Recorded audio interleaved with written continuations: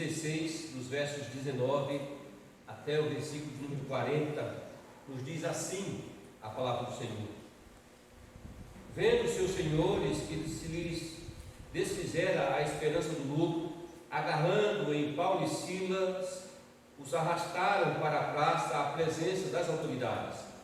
Levando-os aos pretores, disseram: Estes homens, sendo judeus, perturbam a nossa cidade, propagando costumes que não podemos receber nem praticar, porque somos romanos.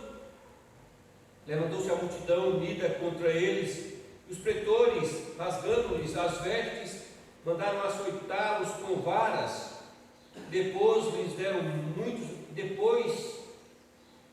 darem muitos açoites, os lançaram no cárcere, ordenando ao carcereiro que os guardasse com toda a segurança. Estes, recebendo tal ordem, levou-os para o cárcere interior e lhes prendeu os pés no tronco. Por volta da meia-noite, Paulo e Silas oravam e cantavam louvores a Deus, e os demais companheiros de prisão escutavam. De repente sobreveio tamanho terremoto que sacudiu os alicerces da prisão. Abriram-se todas as portas e soltaram-se as cadeias de todos. O carcereiro despertou do sono e, vendo abertas as portas do cárcere, puxando da espada, ia suicidar-se, supondo que os presos tivessem fugido. Mas Paulo bradou em alta voz: Não te faças nenhum mal, e todos aqui estamos. Então o carcereiro, tendo pedido uma luz, entrou precipitadamente e, trêmulo, prostrou-se diante de Paulo e Silas. Depois, trazendo-os para fora, disse: Senhores, que devo fazer para que seja salvo? Responderam-lhe: Crê no Senhor Jesus e serás salvo, tu e a tua casa. Eles pregaram a palavra de Deus e a todos os de sua casa. Naquela mesma hora da noite, cuidando deles, lavou-lhes os vergões, os açoites. A seguir, foi ele batizado e todos os seus.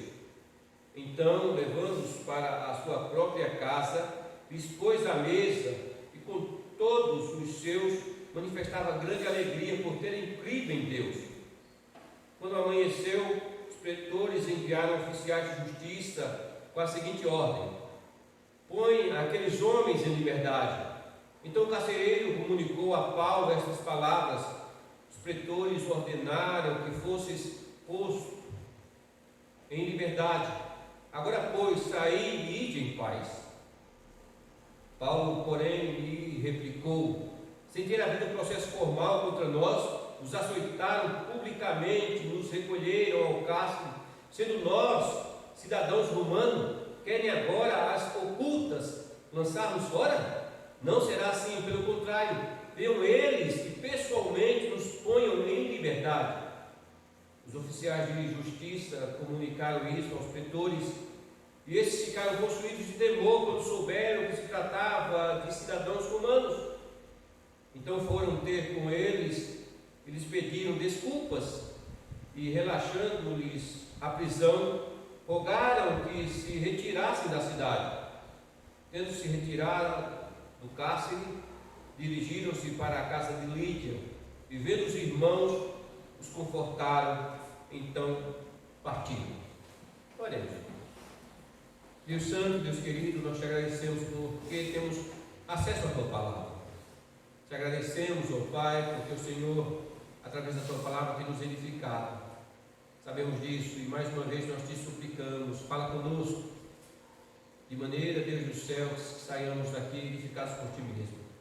Derrama sobre nós a tua graça, em nome do Senhor Jesus Cristo. Amém. Irmãos, um aspecto extremamente confortante do governo de Deus sobre as nossas vidas, sobre o universo, é a sua capacidade de transformar situações, de trazer bons resultados em circunstâncias ruins. Nós vivemos esses momentos.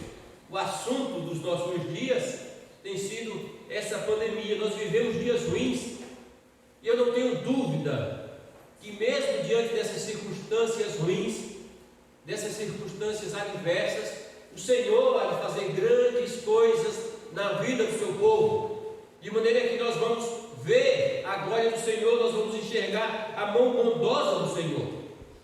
O Senhor tem esse poder de transformar o mal em bem. Paulo viu essas verdades de várias formas e em muitas circunstâncias, de maneira que ele pôde de fato testificar todas essas coisas, realmente entender que tudo isso contribuía para o bem daqueles que amam a Deus, que tudo isso contribuía e contribui para o bem daqueles que estão vivendo segundo o seu chamado. O Senhor tem esse poder, irmãos, de transformar as coisas. Observem, olhem para a história. José do Egito foi vendido pelos seus irmãos, ele foi odiado, mas ele ganhou destaque na corte de Faraó. A apostasia do povo de Deus no Antigo Testamento levou esse povo a sofrer nas mãos de nações inimigas. Mas, irmãos, a partir desse trauma, a partir dessa tragédia, desse período, surgiram alguns dos homens mais fiéis ao Senhor, homens como Daniel, seus amigos, homens como o profeta Jeremias, Ezequiel, Esdras, Neemias e tantos outros homens, e o Senhor continua fazendo a mesma coisa. Em momentos de incerteza, em momentos de trevas, o Senhor levanta aqueles que de fato são fiéis a Ele, levantam pessoas que de fato se prostram verdadeiramente diante dEle. Irmãos, são em momentos de desgraças que o Senhor levanta aqueles que são fiéis. E aqui em Atos nós vemos a perseguição acontecer. A perseguição aqui se levanta contra a igreja do Senhor Jesus Cristo, como poucas vezes nós vimos na história da igreja. No entanto, essa mesma perseguição resultou no fortalecimento da igreja, no aumento dos convertidos. Na verdade, se nós formos analisarmos a história, no momento em que a igreja era perseguida, era quando a igreja mais crescia, era quando o Senhor de fato tinha os seus fiéis, era quando o Senhor de fato se alegrava no meio da sua igreja, o Senhor de fato podia contemplar a pureza da sua igreja. Esse capítulo de Atos, irmãos, registra mais um exemplo de como Deus transforma as más circunstâncias em vitória espiritual, como em meio às trevas espirituais Ele tem os seus fiéis,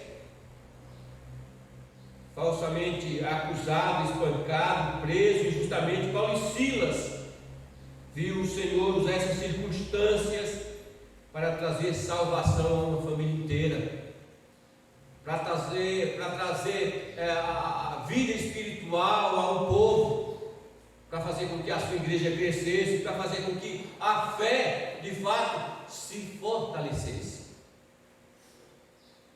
Não duvide que nesses dias o Senhor faz a mesma coisa, o Senhor age, irmãos, da mesma forma.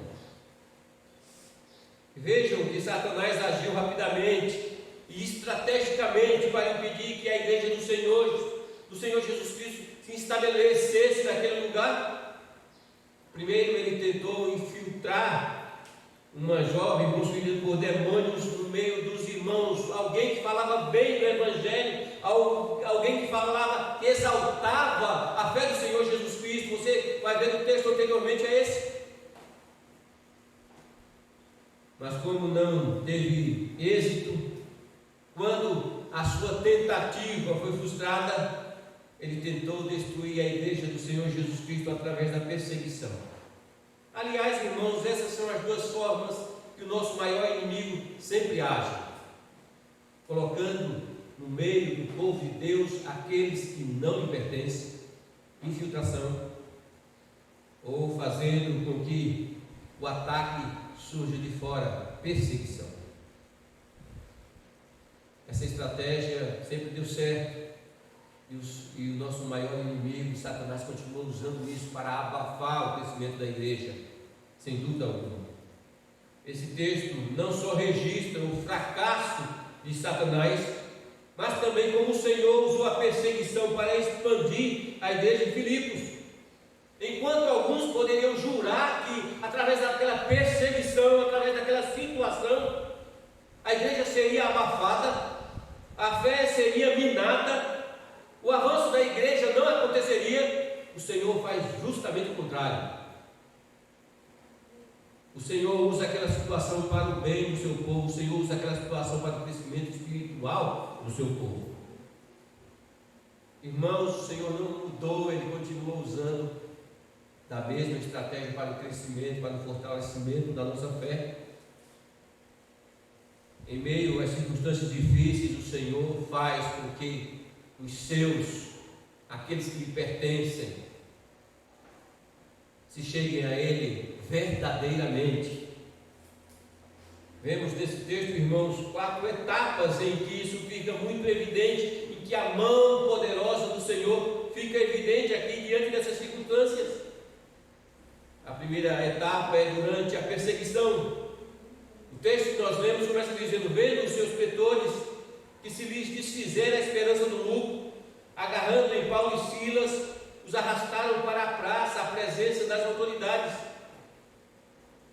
Versículo 23: depois de lhes darem muitos açoites, os lançaram no cárcere, ordenando ao carcereiro que os guardassem com toda a segurança.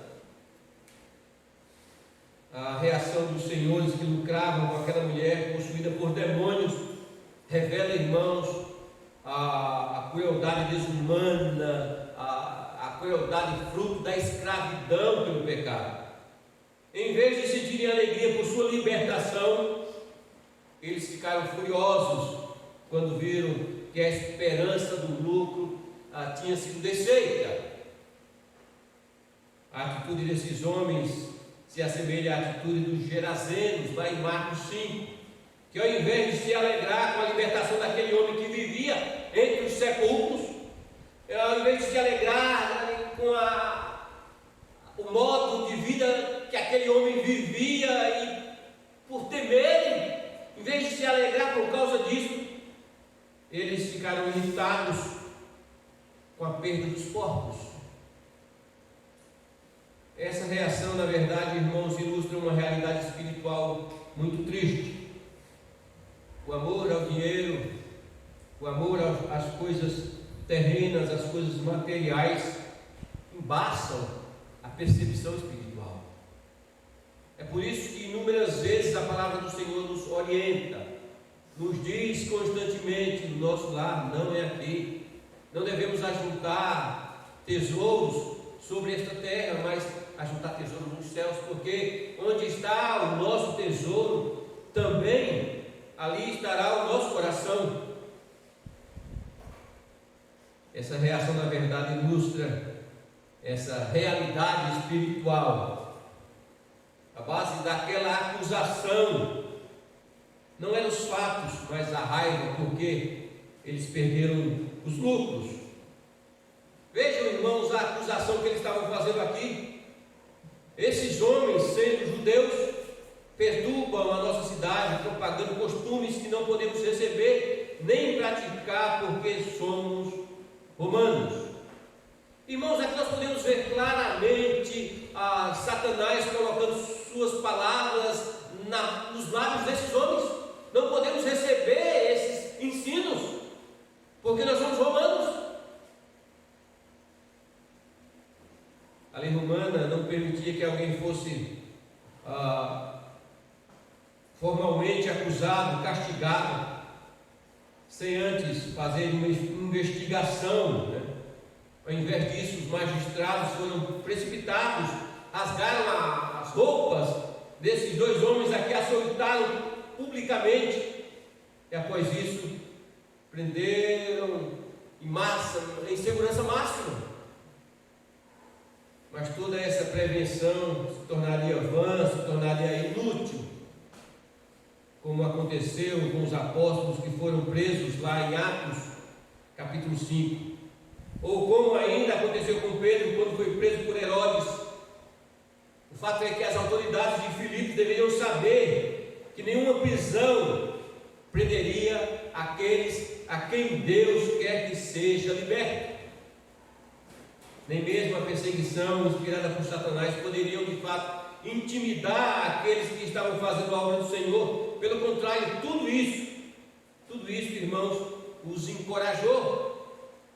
Veja o que Paulo diz quando ele se refere a esse mesmo acontecimento lá na sua carta aos Tessalonicenses. Ele diz: mas apesar de maltratados e ultrajados em Filipos, como é do vosso conhecimento, tivemos ousada confiança em nosso Deus para vos anunciar o Evangelho de Deus em meio a muita luta. Eles não se intimidaram, porque tinham a certeza de que foram enviados ali pelo Senhor. Eles não se intimidaram porque sabiam que a sua situação estava nas mãos do Senhor. Irmãos, quando nós lemos algumas histórias desses homens, desses grandes homens de Deus, não apenas essas que estão registradas aqui na palavra de Deus, mas quando nós olhamos para a história da igreja, nós percebemos claramente o quão estamos vivendo aquém daquilo que viveram esses homens.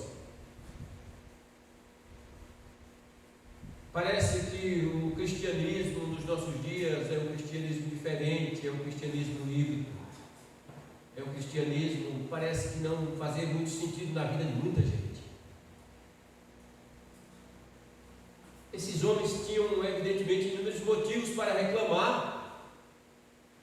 Senhor, por que isso aconteceu conosco? Nós estamos pregando a tua palavra, nós estamos testemunhando do Senhor.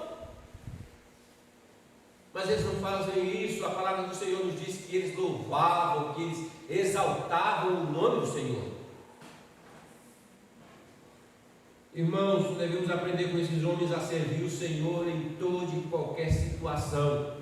Em momentos bons, em momentos que vemos a poderosa mão do Senhor em nossas vidas, em momentos de riso, em momentos de alegria, em momentos de exaltação, mas também em momentos em que nós não vemos a mão do Senhor em nossas vidas. Em momentos adversos, em momentos de incerteza, os nossos joelhos devem continuar se dobrando diante do Senhor. O evangelho que tem se pregado em nossos dias é aquele evangelho que você será vitorioso, que a todo instante o Senhor vai te dar motivo de riso, motivo de alegria, que você vai exaltar, você vai louvar o Senhor por esses motivos, irmãos. Mas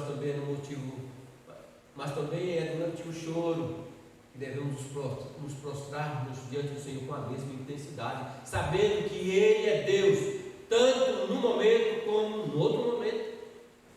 É isso que esses homens estão fazendo aqui.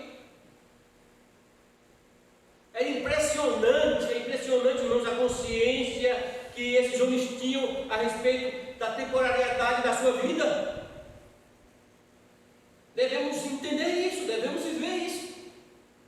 Talvez falte essa consciência em nossos dias, de maneira que ao escrever da prisão lá de Roma a essa mesma igreja, a igreja de Filipos, Paulo diz: quero ainda, irmãos, cientificar-vos de que as coisas que me aconteceram têm antes contribuído para o progresso do Evangelho. Veja que Paulo sabia da sua sentença. Paulo sabia que em pouco tempo, certamente, eles iriam matá-lo, mas ele está contente, sabendo que tudo isso contribuía para a propagação do Evangelho. De maneira que ele continua dizendo: entretanto, mesmo que seja eu oferecido por libação sobre o sacrifício e serviço da vossa fé, alegro-me com todos vós, me congratulo. Esses homens, irmãos, mantiveram a sua atitude de alegria em meio ao sofrimento, em meio às situações difíceis, porque eles conheciam de fato a Deus. Atente a isso. Atente a isso. Eles sabiam que em meio ao caos Deus transforma. Eles sabiam que em meio ao caos Deus salva, Deus cura, Deus usa as circunstâncias para purificar a nossa fidelidade. De maneira que a perseguição, em segundo lugar, se transforma em louvor, em adoração ao Senhor. O texto bíblico nos diz: por volta da meia-noite, Paulo e Silas oravam e cantavam louvores a Deus, e os demais companheiros da prisão escutavam. Provavelmente, irmãos, naquela noite eles não conseguiram dormir devido às circunstâncias terríveis que se encontravam, porque eles foram espancados, presos no tronco. Como disse, vejam que eles não perguntam para o Senhor: Senhor, por que isso aconteceu? Isso não poderia ter acontecido, eu sou teu filho. Eles não fazem isso. Não devemos aprender algumas coisas a respeito desses homens, da maneira como eles se colocam diante do Senhor, da maneira como eles se comportam diante do Senhor? Em vez de reclamar, ao invés disso, eles estavam alegres por sofrerem em nome de Cristo. De maneira que o texto nos diz que eles oravam e cantavam hinos em louvor a Deus. Certamente, irmãos, aquela atitude não apenas surpreendeu a todos que ali estavam, mas também ao mesmo tempo testemunhava a graça transformadora de Deus em suas vidas. Como eles poderiam louvar a Deus em tais condições, quando muitas vezes nós mesmos, no meio de coisas muito menores do que isso, perdemos o sono e não temos ânimo para servir ao Senhor, para estarmos na casa do Senhor, para orar ao Senhor, para nos curvar diante dele e dizer que Ele continua sendo Deus? Como eles fizeram isso? Como isso aconteceu? Irmãos, louvar a Deus não depende unicamente das circunstâncias. Aquele que conhece que Deus é Deus, louva, se prostra diante do Senhor a todo instante e em toda situação.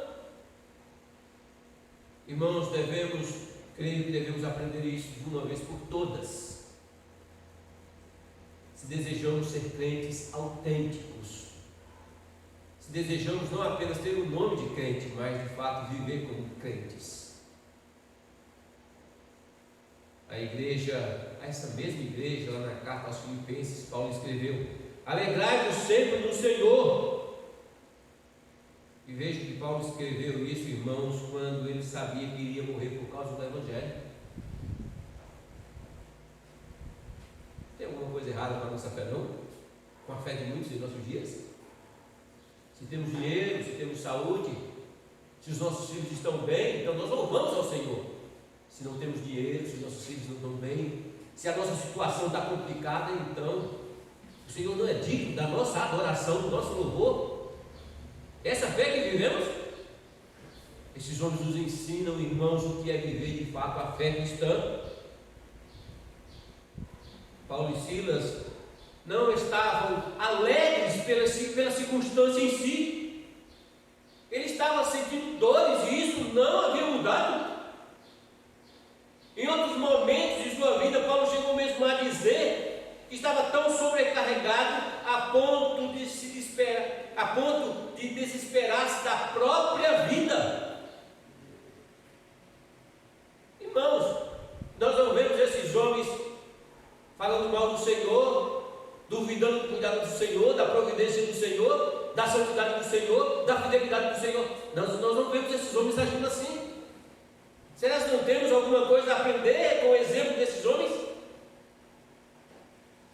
Eles, na verdade, se alegravam na gloriosa verdade de que Deus é soberano sobre todas as coisas, e esse Deus que é soberano sobre todas as coisas controlava todas as circunstâncias de sua vida. Eles criam isso.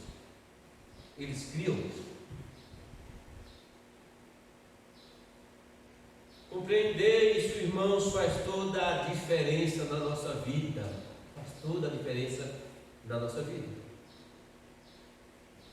Quando provados, quando insultados, maltratados, os crentes podem encontrar consolo e conforto, na verdade expressa pelo apóstolo Pedro, quando ele diz: depois de ter sofrido por um pouco, ele mesmo há de vos aperfeiçoar, afirmar, fortificar e fundamentar.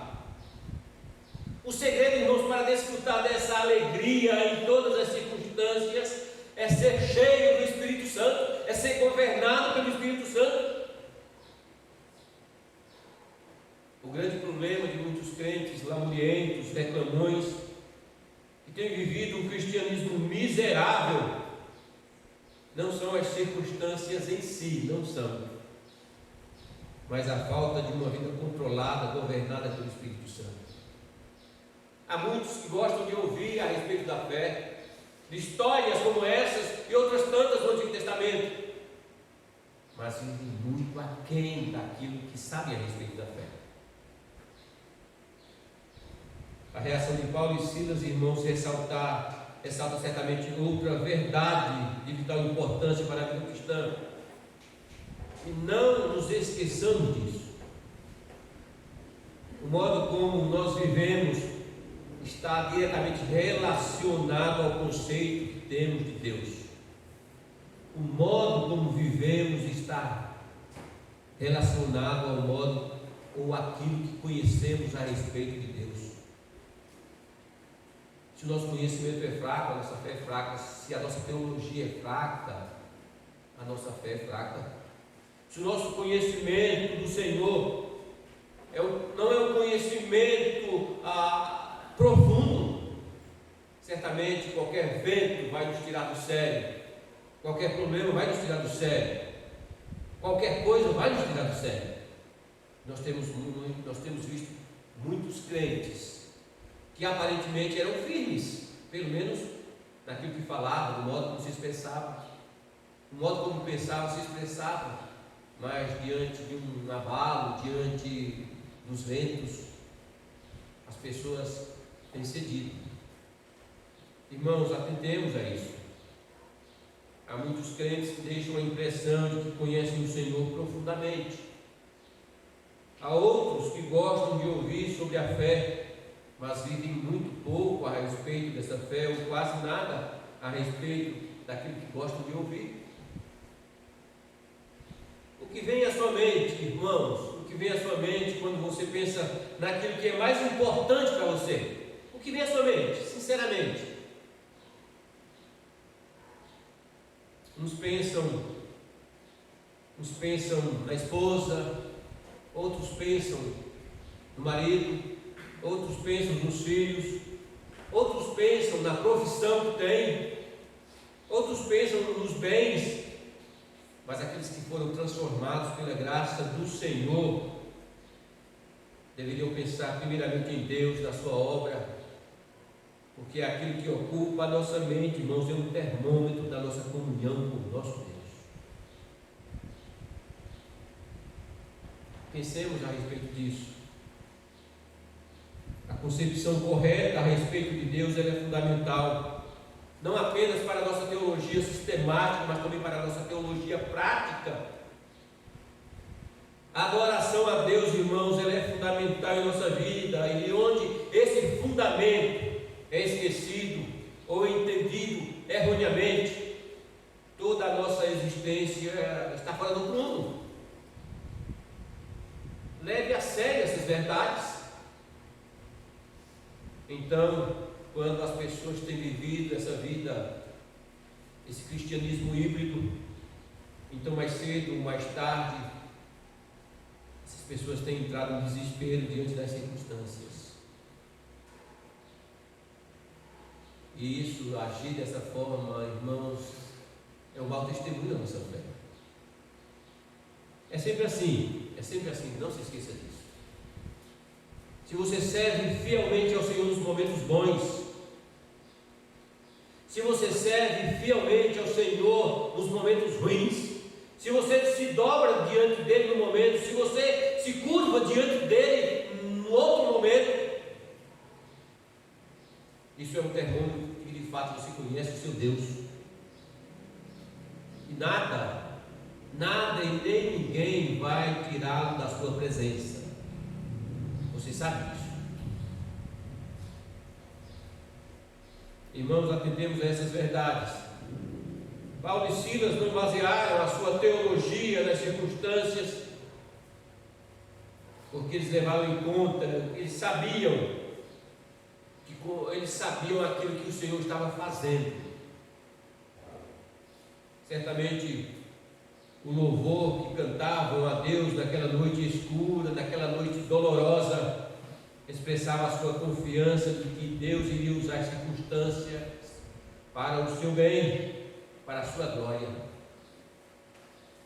De maneira que o texto diz: de repente sobreveio um tamanho terremoto que sacudiu os alicerces da prisão, abriram-se todas as portas e soltaram-se as cadeias de todos. Diante desse evento sobrenatural, o Senhor confirmava a verdade de Deus que aqueles homens estavam pregando. O texto nos diz que o carcereiro caiu de joelhos diante do Senhor e o seu coração se abriu agora completamente para responder ao Evangelho do Senhor Jesus Cristo. Irmãos, não nos esqueçamos, em meio às circunstâncias ruins, Deus extrai o que é bom. Em meio ao caos, louve ao Senhor, exalte o nome do Senhor, faça isso. Mas o terceiro aspecto que fica evidente que a mão do Senhor agia na vida desses homens, certamente era a sua pregação. O texto então nos diz: depois, trazendo-os para fora, disse: Senhores, que devo fazer para que seja salvo? Responderam: crê no Senhor Jesus Cristo e serás salvo, tu e a tua casa. Vejam, irmãos, que após contemplar todos esses acontecimentos, o carcereiro faz a pergunta mais importante de todas. O carcereiro faz a pergunta que estava ardendo em seu coração: que devo fazer para que seja salvo? A pergunta daquele homem expressava um real profundo desejo do seu coração. Certamente ele ouviu aquilo que aquela mulher endemoniada falava a respeito de Paulo e Silas, quando ela dizia: esses homens são servos do Deus Altíssimo e anunciam o caminho da salvação. Aquele homem acreditava que Paulo e Silas tinham a resposta àquilo que tanto incomodava o seu coração. Assim, irmãos, com uma pergunta, a resposta também foi direta: crê no Senhor Jesus Cristo, crê no Senhor Jesus e serás salvo. A verdade que a salvação é inteiramente pela fé no Senhor Jesus Cristo, irmãos, permeia toda a palavra de Deus.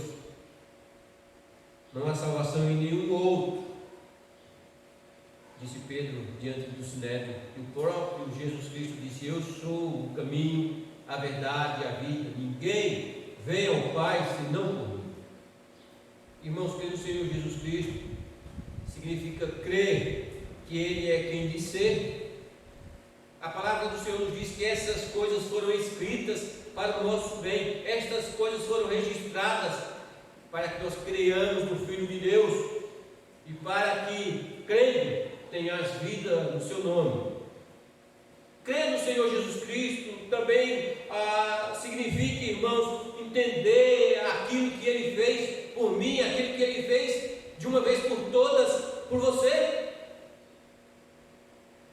Se com a tua boca confessares Jesus como Senhor e em teu coração creres que Ele ressuscitou dentre os mortos, serás salvo, porque com o coração se crê para a justiça e com a boca se confessa a respeito da salvação.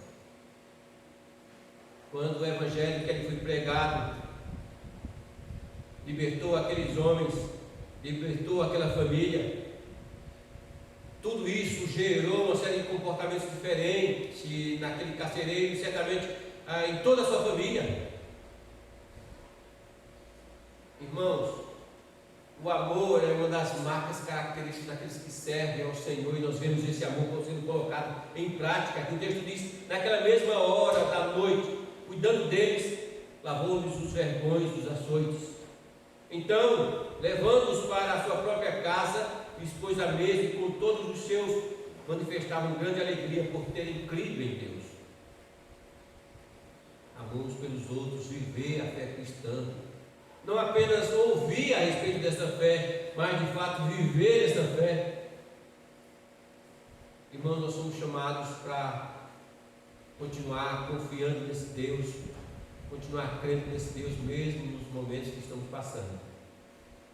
Momentos difíceis, sem dúvida alguma, mas se alegrem, porque o Senhor tem um santo propósito, mesmo diante disso. Talvez você possa perguntar, ou já se perguntou, mas por que? Que propósito é esse? Igrejas estão sendo fechadas?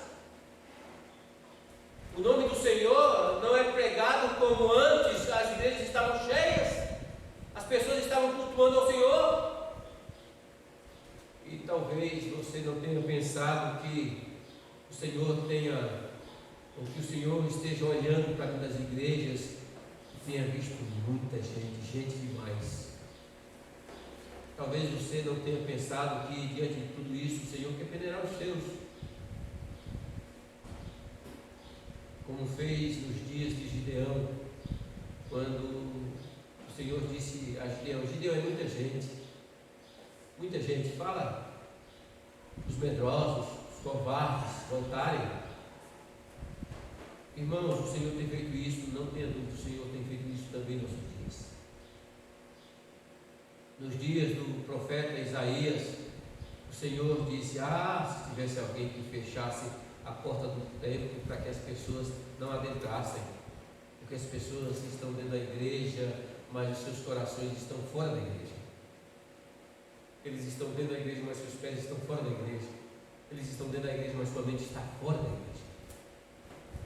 Irmãos, não se engane, o Senhor não se surpreende com a nossa postura.